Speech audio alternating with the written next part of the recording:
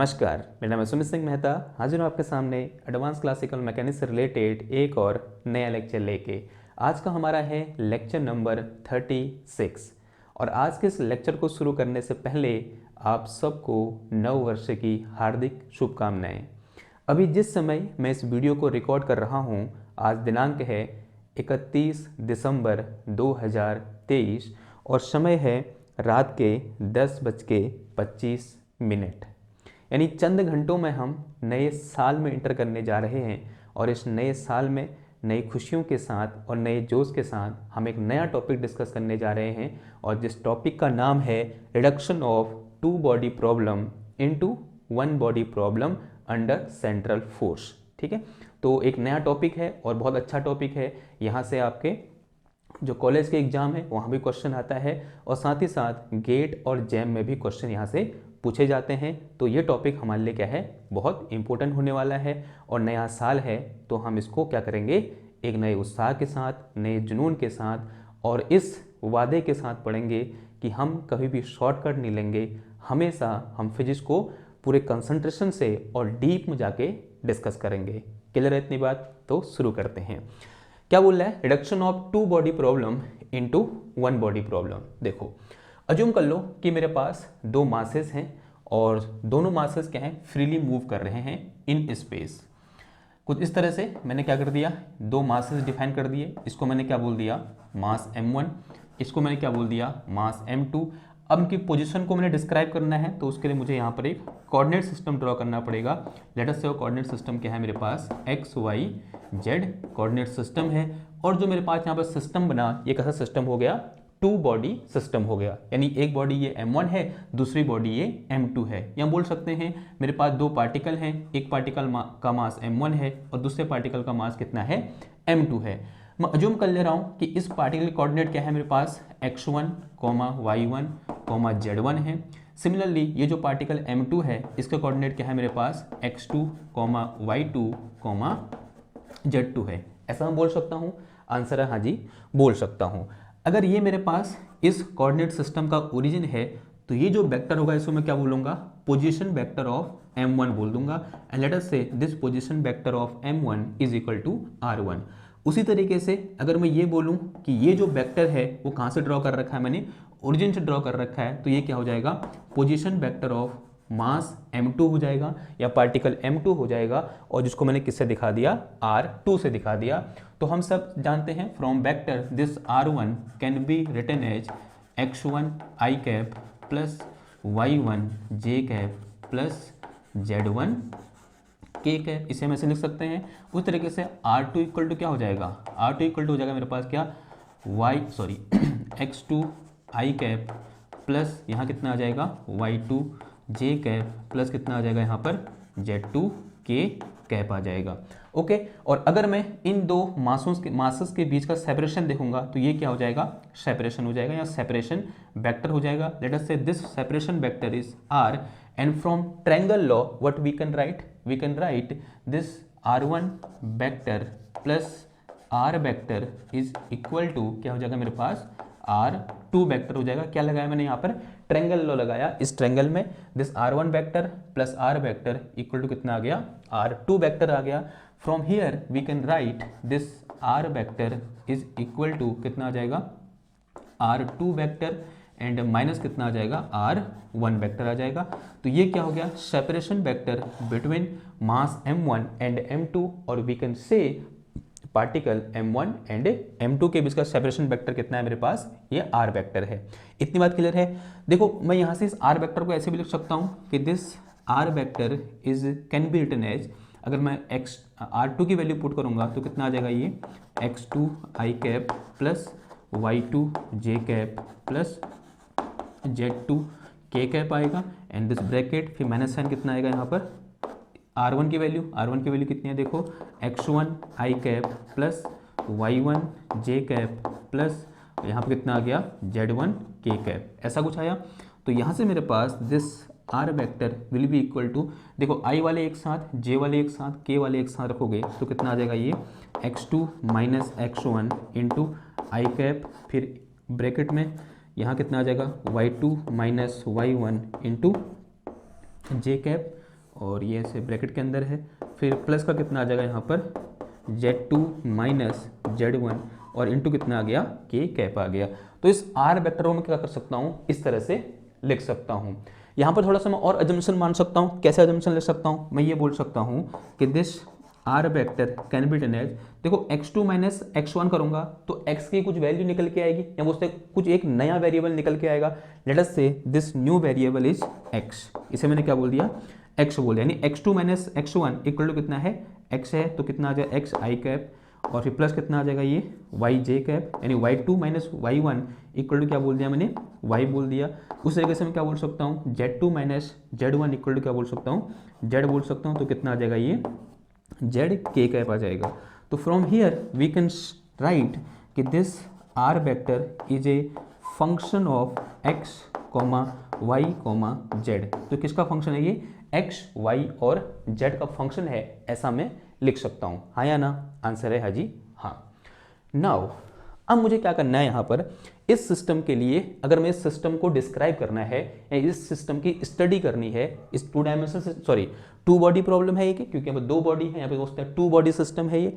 अगर मुझे इसकी स्टडी करनी है, इसको डिस्क्राइब करना है, तो हम सब जानते हैं मुझे क्या डिफाइन करना पड़ेगा इसके लिए, या तो मैं न्यूटन्स लॉ लगाऊं, लेकिन अभी हम एडवांस क्लासिकल मैकेनिक्स पढ़ रहे हैं तो या तो मैं क्या लगाऊंगा हैमिल्टोनियन मैकेनिक्स या मैं क्या लगाऊंगा लैग्रांजियन मैकेनिक्स। तो एक काम कर रहे हैं इसके लिए, लैग्रांजियन मैकेनिक्स से इसको सॉल्व करने की कोशिश करते हैं, या बोल सकते हैं लैग्रांजियन मैकेनिक्स के का यूज करते हुए इसके लिए लैग्रांजियन लिखने की कोशिश करते हैं।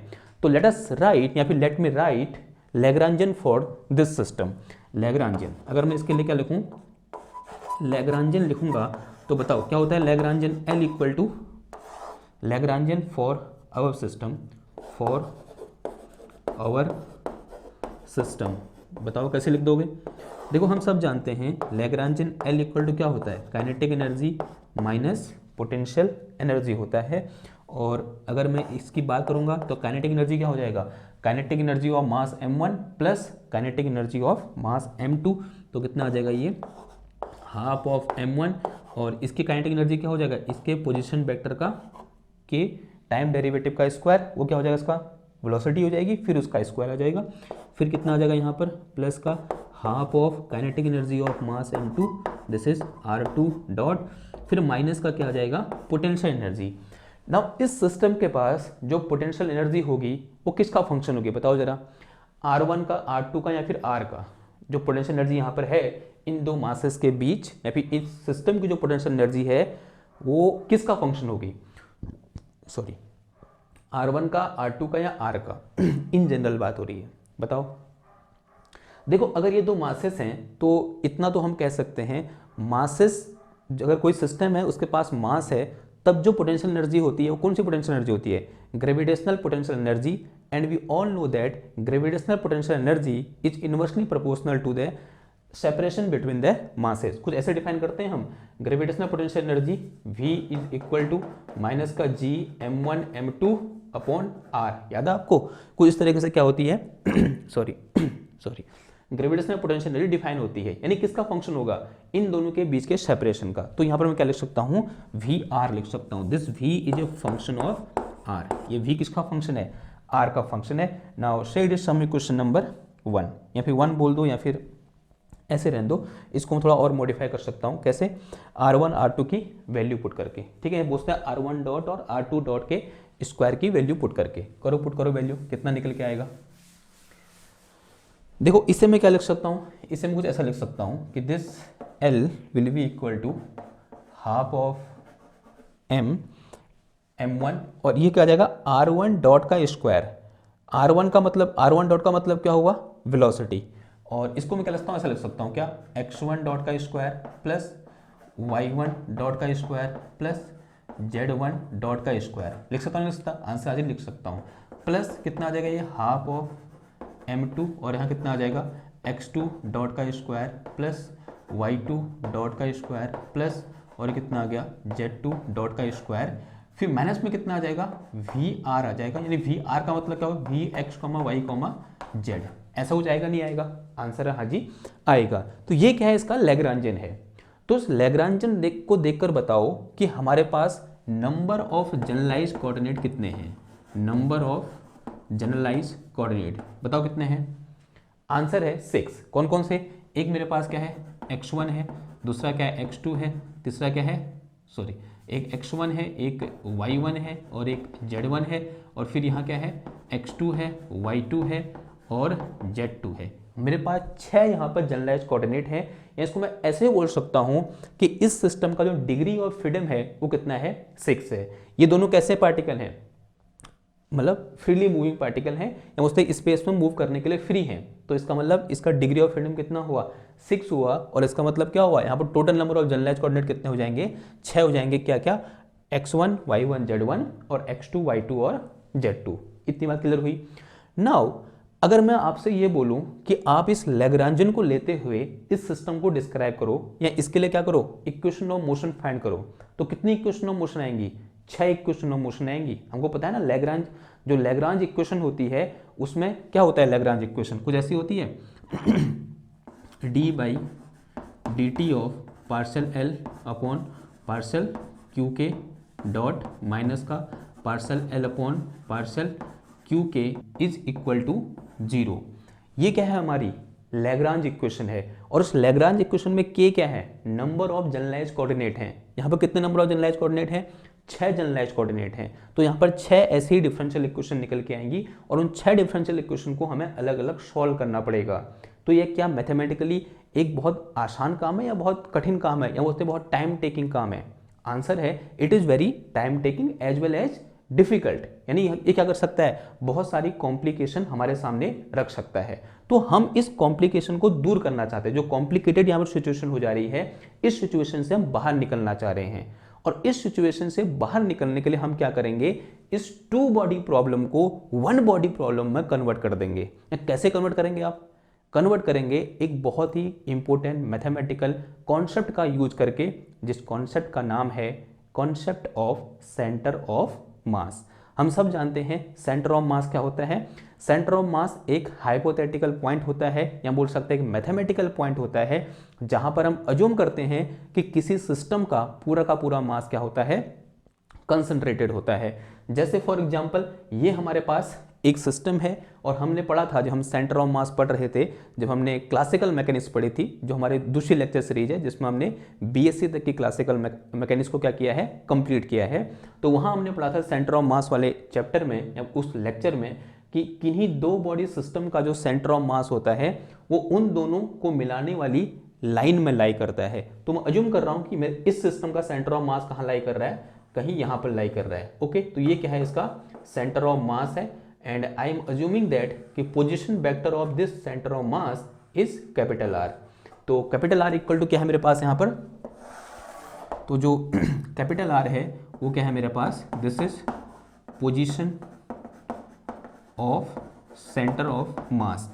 ये क्या है, position of centre of mass, and this position of centre of mass is defined as m1 r1 vector plus कितना आ जाएगा ये m2 r2 वेक्टर, और अपॉन में कितना आ जाएगा ये m1 प्लस m2। तो इस तरह से हमने क्या किया था, सेंटर ऑफ मास को डिफाइन किया था। अगर आपको समझ में नहीं आ रहा है कि कहाँ से आया, तो लेक्चर हमने पहले बना रखा है, आप उसको एक बार जाके देख लीजिए, ठीक है ना। इसको क्या बोल दो, कुछ इक्वेशन नंबर, अभी तो 1 नहीं हो रखी है, तो इसे कुछ इक्वेशन 1 बोल दो, और ये क्या हो जाएगी, मेरी इक्वेशन नंबर 2 हो जाएगी। ओके, नाउ अभी हमने डिस्कस किया था क्या, कि this R vector is equal to क्या होता है मेरे पास, r2 माइनस r1 होता है। तो सिंस वी नो कि this R vector is equal to r2 vector minus r1 vector, अगर मैं यहाँ से क्या निकालूँ, r2 वेक्टर निकालूँ, then this will be equal to r vector, और प्लस कितना आ जाएगा, ये r1 वेक्टर आ जाएगा। अब एक काम करो, इसे यहाँ से उठाओ, इधर पुट कर दो इक्वेशन नंबर 2 में। तो यहाँ से मेरे पास capital R position vector of centre of mass will be equal to कितना आ जाएगा, ये m1 r1 वेक्टर, और प्लस दिस इज m2, और ब्रैकेट में कितना आ गया, ये r वेक्टर प्लस कितना आ जाएगा r1 वेक्टर, एंड अपॉन में कितना आया m1 प्लस m2 आ जाएगा, ठीक है। तो यहाँ से मेरे पास r vector will be equal to this is m1 r1 vector plus m को अंदर मल्टीप्लाई कर दो, m2 को अंदर मल्टीप्लाई कर दो, तो m2 r वेक्टर प्लस यह है मेरे पास m2 r1 vector and upon this is m1 plus m2, ऐसा कुछ आ गया। अब r1 एक साथ ले लो, तो यहाँ से मेरे पास this r vector is equal to m1 plus m2, दोनों ओर से r वेक्टर क्या है, r1 वेक्टर कॉमन है और प्लस कितना आ गया यहाँ पर, this is m2 and this one is r vector, और दोनों के नीचे अपॉन में कितना है, ये m1 प्लस m2 है। ठीक है, थोड़ा सा हम इसको अगर सॉल्व करेंगे तो एक बार इसको इसके नीचे, एक बार इसको इसके नीचे, तो यहाँ से मेरे पास this r vector will be equal to m1, देखो ये m1 प्लस m2 से m1 प्लस m2 कैंसिल हो जाएगा, यहाँ मेरे पास क्या बचेगा, सिर्फ और सिर्फ r1 वेक्टर और प्लस कितना आ गया ये m2 r वेक्टर, और अपॉन में कितना आ गया ये m1 प्लस m2, और अगर मैं यहाँ से क्या निकालूँ, r1 वेक्टर निकालूँ, then this will be equal to, इसको तो ले आओ, तो ये मेरे पास हुआ क्या, दिस r वेक्टर माइनस का दिस इज m2 r, और अपॉन में कितना आ गया ये m1 प्लस m2 आ गया। तो this one is my r1 vector in terms of capital R and this small r vector. ठीक है, उस तरीके से क्या निकाल दूंगा, यहाँ से r2 निकाल दूंगा, तो r2 निकालने के लिए मुझे जगह चाहिए, तो मैं ये मिटा रहा हूँ। ठीक है सॉरी,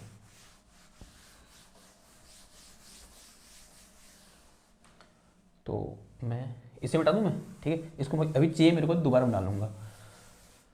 तो यहाँ से मेरे पास अभी मैंने क्या किया था, इसमें r2 की वैल्यू पुट की थी, उस तरीके से आप क्या करो, r1 निकालो यहाँ से।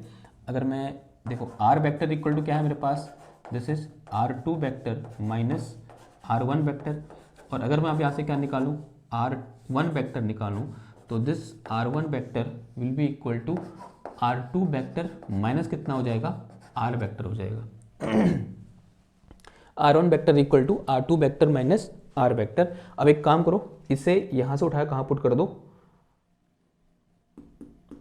इसे यहां से उठाओ और इस इक्वेशन में पुट कर दो इस r1 की वैल्यू को, तो ये कितना हो जाएगा, तो यहां से मेरे पास क्या आ गया, this capital R will be equal to m1 r1 की जो कितना है मेरे पास r2 वेक्टर, सही सही है मेरा इधर पे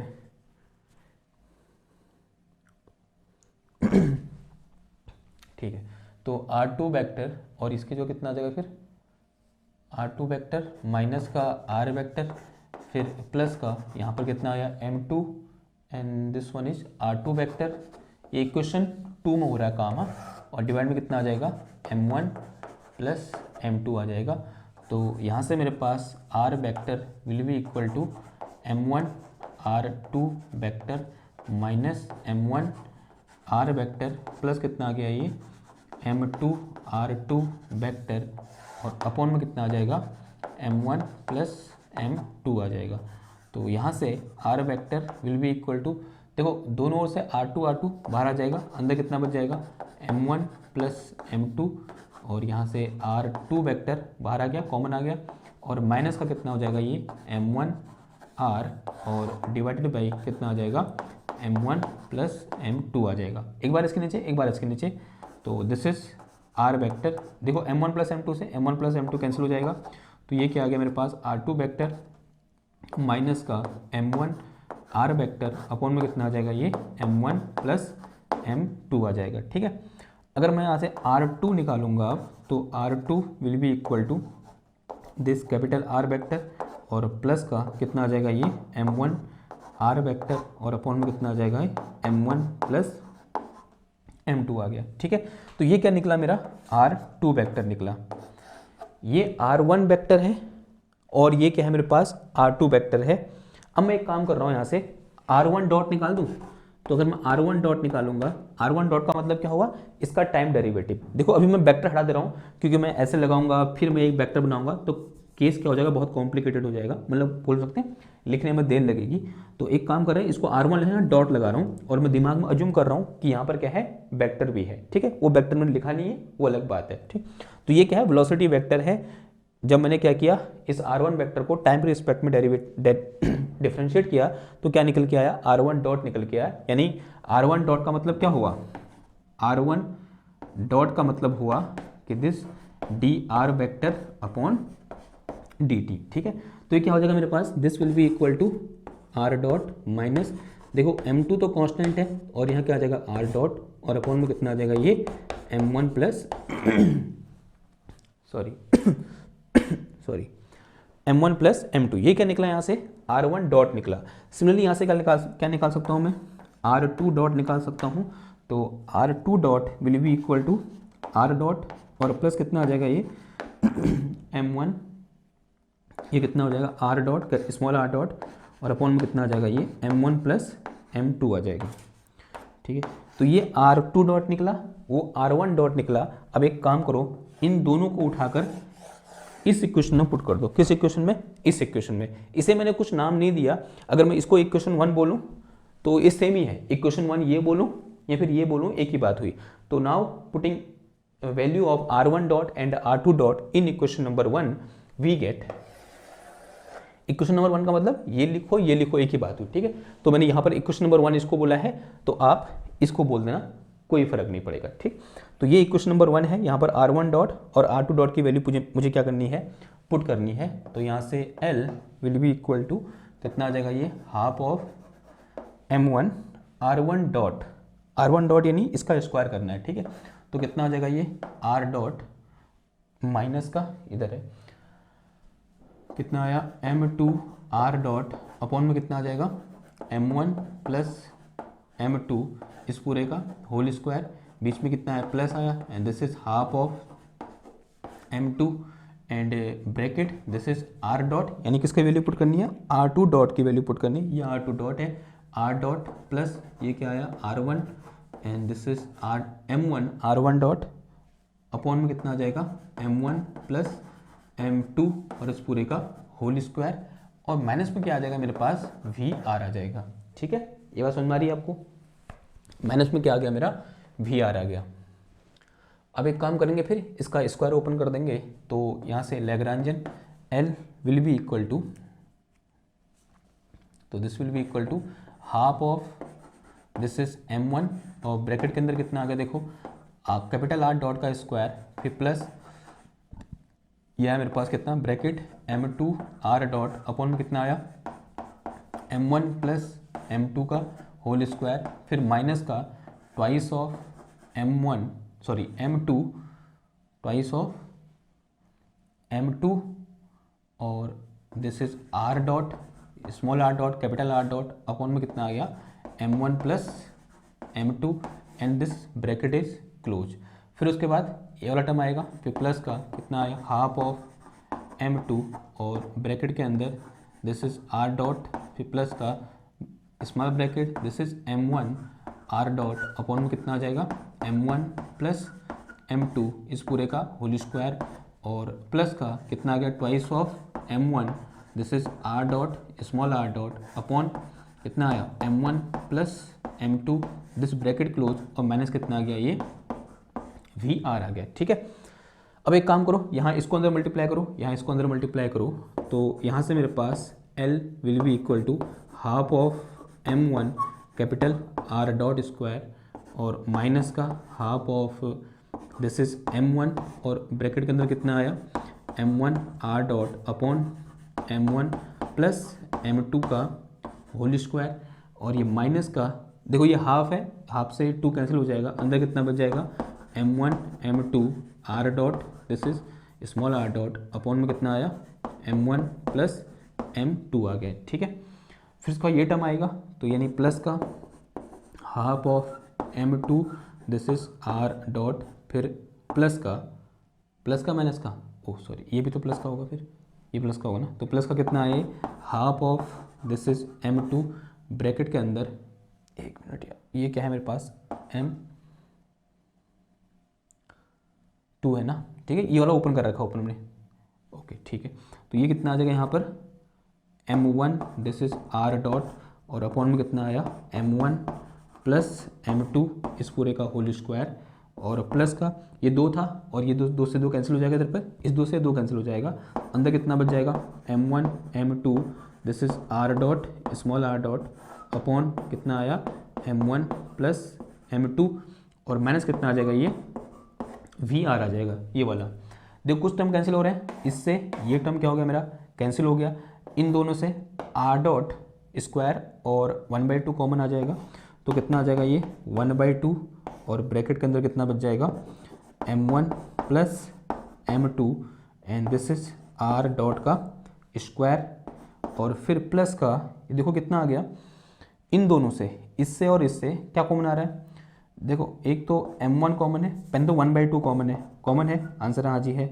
दूसरा क्या कॉमन है, m1 m2 upon m1 plus m2, ये कॉमन है। अगर ये कॉमन है तो अंदर कितना बचा, देखो यहाँ से m1 बाहर आ गया, अंदर कितना बच जाएगा, m2 बचेगा, आंसर हाँ जी बचेगा। और दोनों ओर से r1 स्क्वायर भी कॉमन है, उसको मैं उस साइड लिख दूंगा, ठीक है। तो यहाँ ऊपर क्या बचा मेरे पास, m2 बचा, और नीचे कितना बच जाएगा, m1 प्लस m2 बच जाएगा। फिर बीच में साइन किसका आएगा, प्लस का आएगा।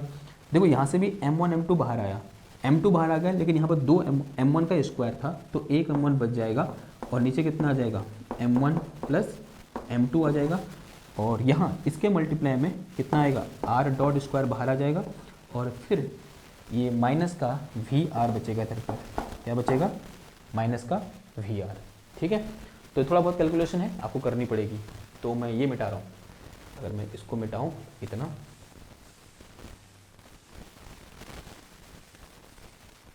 ठीक है, देखो क्या हो जाएगा ये।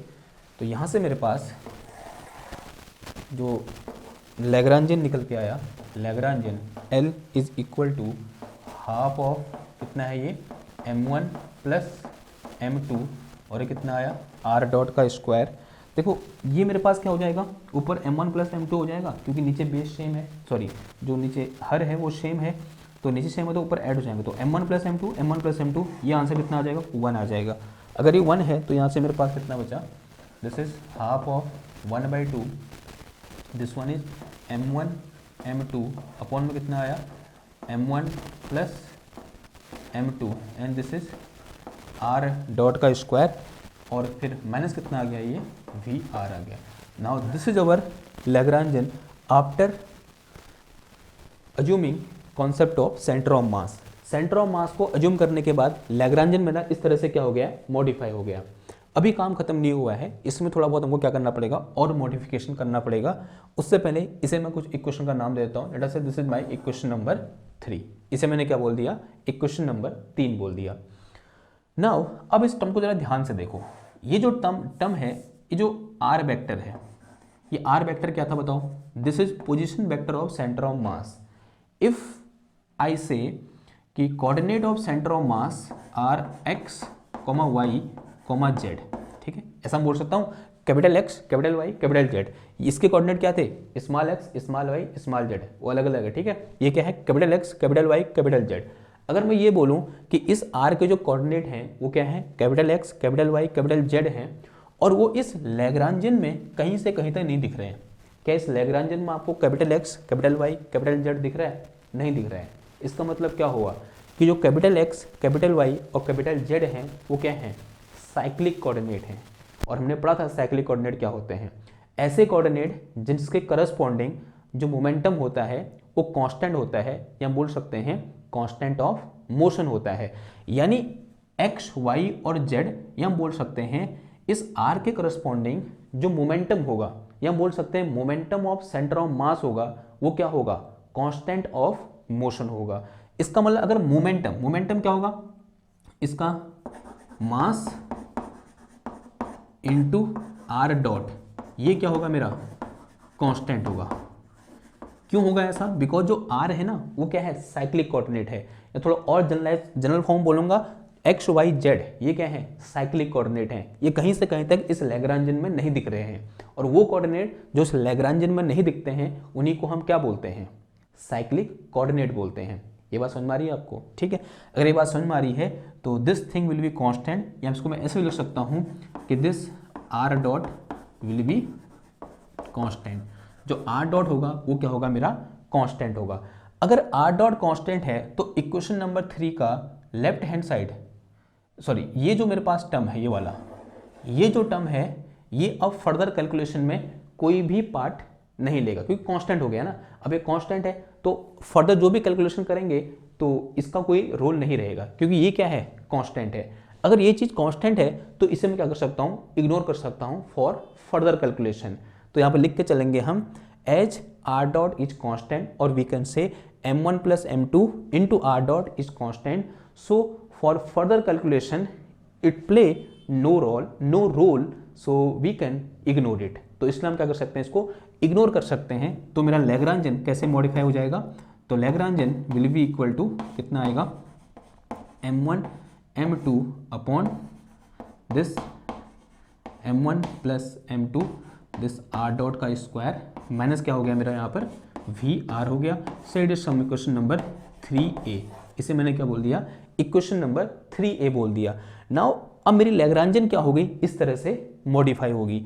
जहां लैग्रांजन ये थी, इतनी बड़ी लैग्रांजन निकल के आई थी, उसको क्या होगा, एक छोटा सा मेरे पास यहाँ पर लैग्रांजन निकल के आया। और उससे को बोल सकते हैं, जहां मेरे पास यहाँ क्या कितने कोऑर्डिनेट थे, 6 जनरलाइज कोऑर्डिनेट थे। यहाँ पर कितने हैं बताओ, सिर्फ कितने हैं, 3 हैं।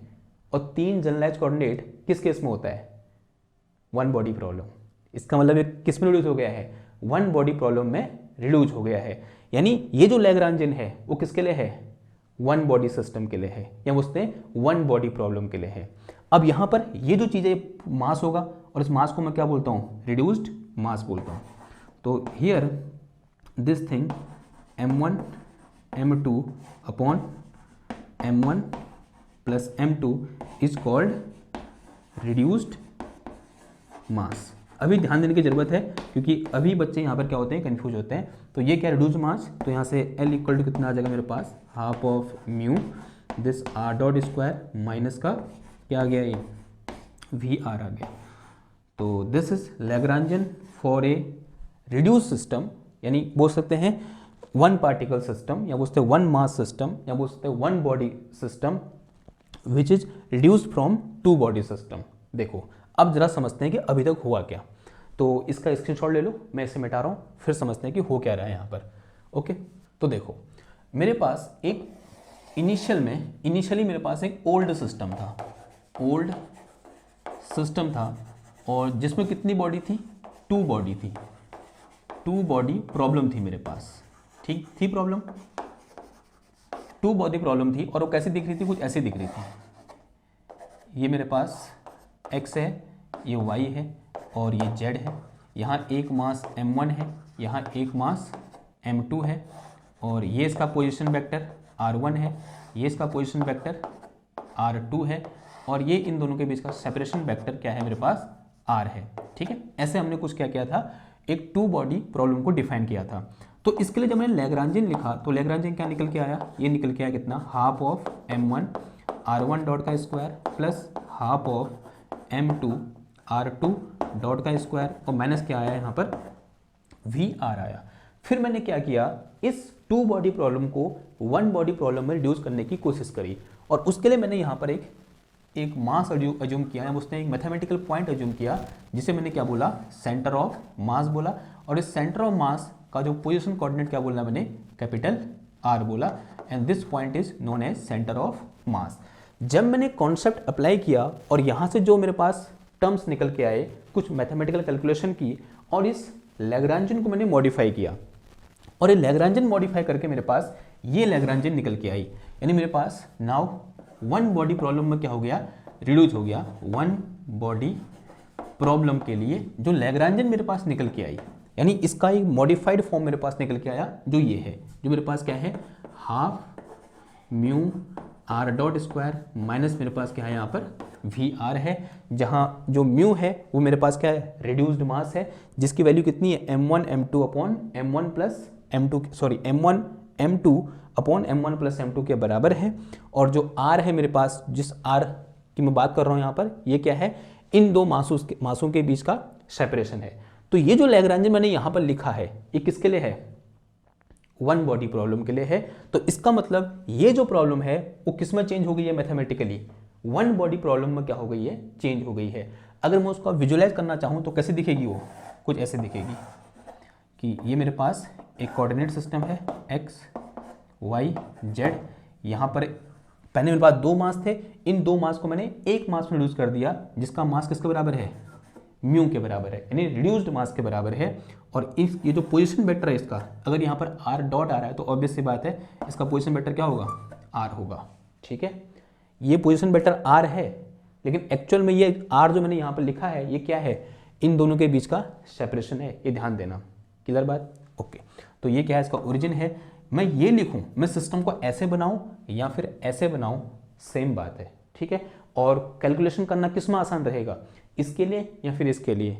और हर टाइम आपका आंसर होगा कि कैलकुलेशन करना इसके लिए क्या रहेगा, आसान रहेगा। क्यों? क्योंकि यहाँ पर सिर्फ एक बॉडी के साथ डील करना पड़ रहा है, वहीं यहाँ पर दो बॉडी के साथ डील करना पड़ रहा है। और हमेशा मल्टीपल बॉडी के साथ डील करना क्या रहता है, बहुत डिफिकल्ट रहता है, जबकि सिंगल बॉडी के साथ डील करना आसान रहता है। तो ये क्या है, reduction of two body problem into one body problem. ठीक, और यहाँ पर एक कॉन्सेप्ट आया जो बहुत इंपॉर्टेंट कॉन्सेप्ट है, जिसे हम क्या बोलते हैं, कॉन्सेप्ट ऑफ रिड्यूस्ड मास बोलते हैं। कभी कभी सीधे सीधे क्वेश्चन आ जाता है कि find reduced mass of this system.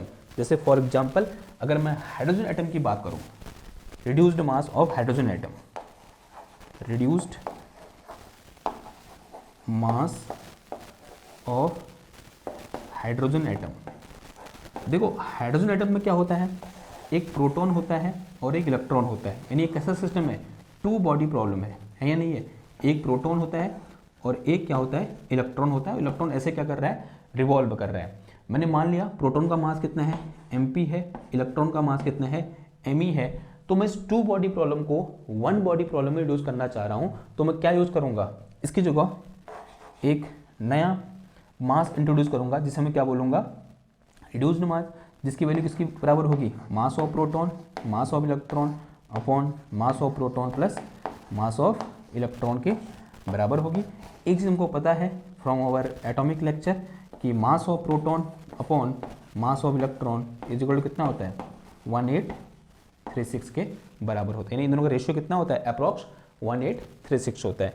उस तरीके से एक और सिस्टम होता है जिसे हम क्या बोलते हैं, पॉजिट्रॉन बोलते हैं या पॉजिटेरियम। क्या बोलते हैं, क्या होती है स्पेलिंग, पॉजिटेरियम। पॉजिटेरियम यानी एक ऐसा एटम जिसके सेंटर में पॉजिट्रॉन होता है और इलेक्ट्रॉन उसके चारों क्या करता है, रिवॉल्व करता है। यहाँ क्या है, इलेक्ट्रॉन है, सॉरी पॉजिट्रॉन है, और यहाँ क्या है, इलेक्ट्रॉन है जो ऐसे रिवॉल्व कर रहा है। दोनों का मास क्या होता है, सेम होता है।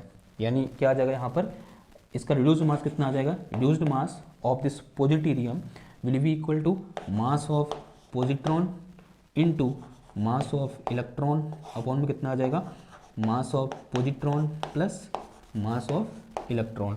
और मास ऑफ पॉजिट्रॉन और मास ऑफ इलेक्ट्रॉन दोनों बराबर होते हैं, तो कितना आ जाएगा ये, मास ऑफ इलेक्ट्रॉन का स्क्वायर अपॉन में कितना आ गया, twice of mass of electron. इससे कैंसिल हो जाएगा तो कितना आ जाएगा, ये मास ऑफ इलेक्ट्रॉन बाई 2 आ जाएगा। ठीक है, तो ये क्या आ गया, इसका रिड्यूस्ड मास आ गया। ठीक है, तो ये क्या था, concept of reduced mass. And हमने सीखा कि किस तरह से हम एक टू बॉडी प्रॉब्लम को वन बॉडी प्रॉब्लम में रिड्यूस्ड कर सकते हैं। नाउ अब आने वाले लेक्चर में क्या करेंगे, हम इसका यूज करेंगे और सबसे पहले ये सीखेंगे कि सेंट्रल फोर्स क्या होता है, और फिर सेंट्रल फोर्स में हम किस तरह से इक्वेशन ऑफ मोशन को लिखते हैं by the help of Lagrangian. ये हमारा नेक्स्ट टास्क रहेगा। और आई होप आज का लेक्चर आपको समझ में आया होगा। ये नए साल में पहला लेक्चर है हमारा, और इसको लाइक करो, शेयर करो, सब्सक्राइब करो। और सबसे इम्पोर्टेंट ये है कि पढ़ो। इससे पिछले साल कैसा गया कोई फ़र्क नहीं पड़ता, आने वाला साल कैसा जाएगा उससे फ़र्क पड़ता है। और एक बात हमें ध्यान रखना, हर दिन नया होता है। ये तो हमने बना रखा है कि न्यू ईयर है, लेकिन हम एक चीज़ भूल जाते हैं कि दिन चाहे कोई भी हो वो नया ही होता है। चाहे वो 1 जनवरी हो या फिर वो चाहे 1 जुलाई हो या फिर कोई भी तारीख हो, वो अगर दिन है तो हमेशा नया होता है, दिन पुराना कभी नहीं होता है। ठीक, तो न्यू ईयर में आप सबका स्वागत है। और इस तरह से आप पढ़ते रहिए, मुस्कुराते रहिए, हंसते रहिए। और फिजिक्स को, किसी भी सब्जेक्ट को, चाहे फिजिक्स ही नहीं, आप जिस भी सब्जेक्ट के आप विद्यार्थी हैं, जिस भी सब्जेक्ट में आपको इंटरेस्ट है, उसे पूरे मन से पढ़िए। आप मेरा विश्वास मानिए, वो सब्जेक्ट आपके आने वाले भविष्य की नींव रखेगा। ठीक है, तो इन शब्दों के साथ मैं आपसे विदा लेता हूँ और मिलता हूँ आपसे नेक्स्ट क्लास में एक और नए टॉपिक के साथ। तब तक के लिए थैंक यू, धन्यवाद, बाय बाय।